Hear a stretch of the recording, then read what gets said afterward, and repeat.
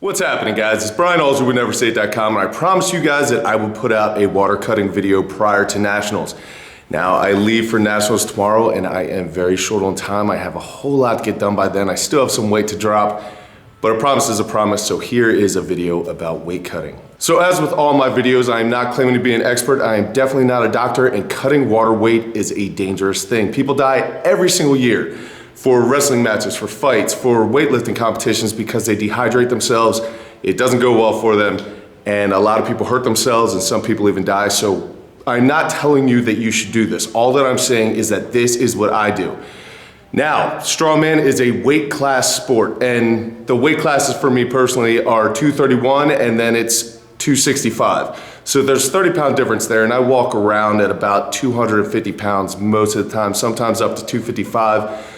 But for me personally, I can either be at the bottom of the 265 weight class, and that's from 265 to 300 pounds, or I can come at the top of 231. And for me personally, the competitive advantage that I get for competing at 231 is definitely worth a little bit of suffering. So that's why I do it. If this is your first contest, I would not recommend cutting weight at all. I would recommend you cleaning up your diet and you adding conditioning, but if that drops your weight, that drops your weight. But I would not recommend that you say, oh, it's my first competition, I want to drop 30 pounds to enter it. That's probably not going to go well for you. Not well at all. Also, if this is your very first water cut, I would recommend that you do a practice cut many weeks out from your competition just to see how your body reacts.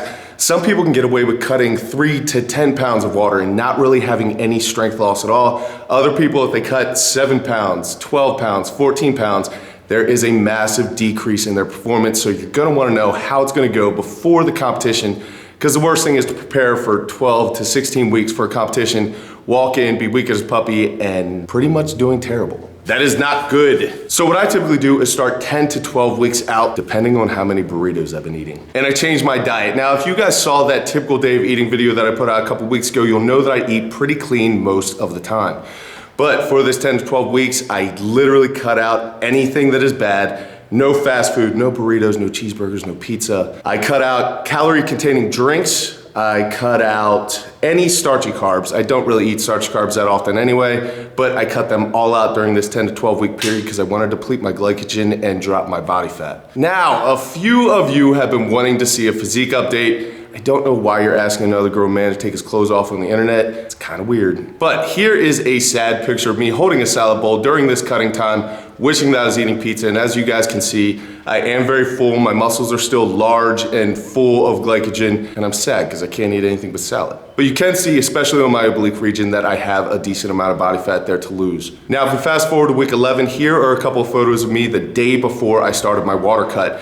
Now, my water cut lasts for 6 days. So, right up to this point, this is about as much body fat as I'm gonna lose. I may lose a tiny bit more during that last 6 days, but really, this is pretty much where I end up prior to the water cut. Now, at this weight, I'm about 240 pounds. There's a definite difference between the two, but you can still see where I have some water between my skin and my muscle, and as I dehydrate, I will look even more and more tight, more and more cut. But I can't really show you pictures of that because I'm still mid-water gorge. I won't stop drinking water until tomorrow sometime.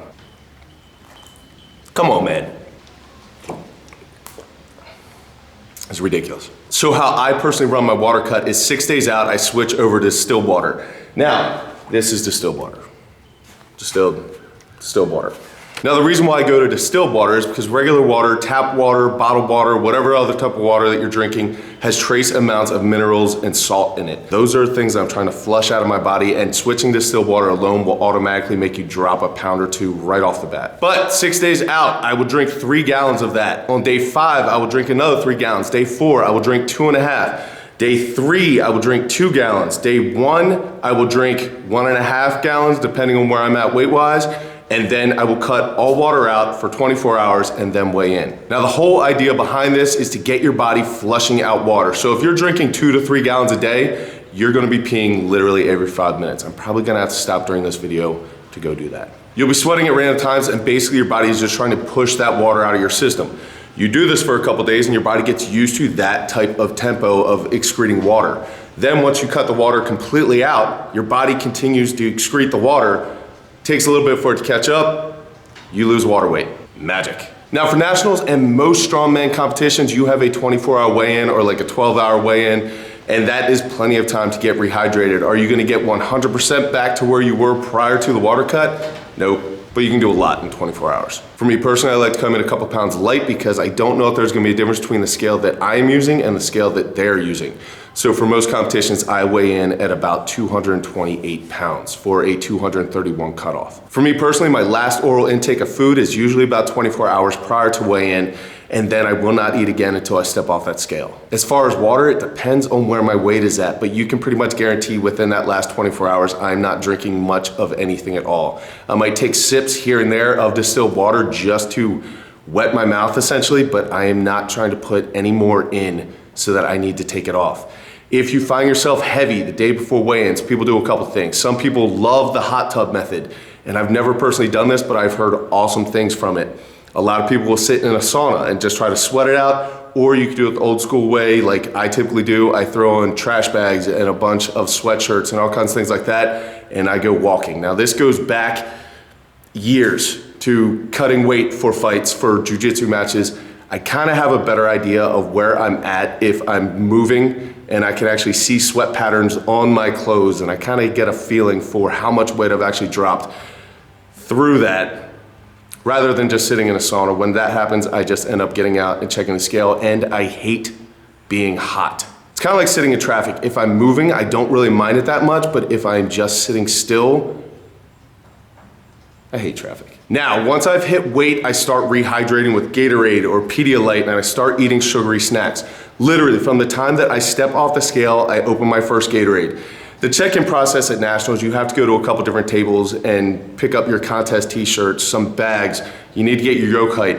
In that time, I literally will drink probably 4 to 5 32-ounce Gatorades on top of eating a bunch of sugary snacks. It is glorious. At this time, many people like to take multivitamins to replenish a lot of those minerals that you've been flushing out with the distilled water. Some people will take Imodium, some people will take glycerin. Me personally, I pretty much stick to the Gatorade. This immediately starts the rehydrating process, and for me personally, within a couple hours, I am anywhere from 10 to 15 pounds heavier. I feel absolutely horrible, but the weight is back. From there, for me, it's just a process of continually doing that all throughout the rest of the day until the athlete meeting at night, and then the next morning we start the competition. This is the most uncomfortable portion, at least for me, because I gorge myself again and again and again and again throughout the day. I can go a long time without eating and be okay, but when I'm just trying to shovel food in when I really don't want it, it's pretty miserable. And then I literally just lay around on the hotel bed and moan because I feel like I'm going to burst. It's a great time. All right, so some other things that are going on. Cal Beck from Starting Strongman and the Strong Talk podcast.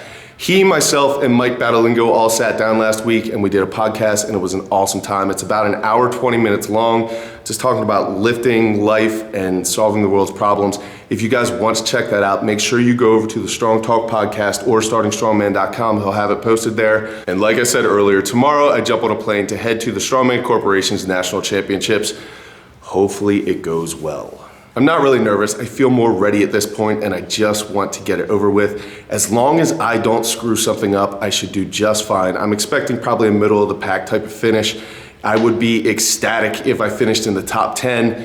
I don't know how many Arnold slots they're gonna have, but if I made it to the Arnold, I would be the happiest man alive. That would be amazing. Time will tell. So this will be my last video before Nationals. I may try to keep an updated status of how everything's going on my Instagram, but if it's too much, I will not. But if you guys do want to follow me on Instagram, it is @NeverSate is my name. Hopefully I'll be posting some updates during the competition there, but I did want to thank my sponsors, David's Professional Services in Beltsville, Maryland. They have been amazing to me, as well as the Loyal Brand Clothing Company.